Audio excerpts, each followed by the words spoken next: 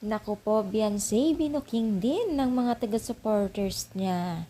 So, bago natin ipagpatuloy ang ating pag-support today's video, kung bago ka pa lang sa aking channel, please subscribe po, like, and pakit na rin po natin guys ang notification bell upang ma-update po tayo tuwing ako po ay nag-upload patungkol sa mga viral and trending couple.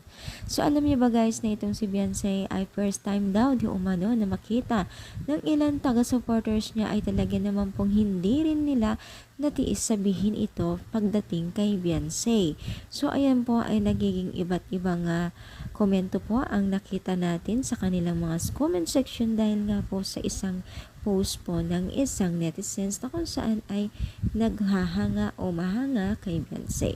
Alam niyo ba guys na mismo ng netizens ang nagsabi na talagang napakaganda daw ito ni Beyonce in person, na talagang wala daw halong keme-kemerot di umano. Nako mga mima, ito na ba talaga ang sign na talagang nagsasabing si Beyonce ay maganda talaga in real life, di ba? So minsan kasi mga mima, may mga magaganda at gwapo sa camera pero hindi naman kagandahan talaga in person. Meron naman pong hindi kagandahan sa TV, sa camera, kagwapuhan, pero talagang alam nyo, pag nakita mo in person ay talagang bongga at talagang malakas ang dating, di ba?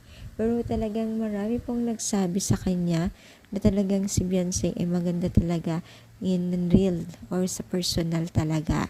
Alam naman natin, nagkalat na po ang taga-supporters ng Team Kalingap at ang team ng Beyonce at Kalingap Edo. Talaga naman pong mahal na mahal nila itong si Beyonce. Talagang mga bigatin din ang kanyang mga sponsor at taga-supporters. Kaya naman po hindi nakakapagtaka na malaki ang pabahay ng Team Kalingap sa kanya. So, anong masasabi niyo? Comment down, palike po ating video. Thank you and God bless.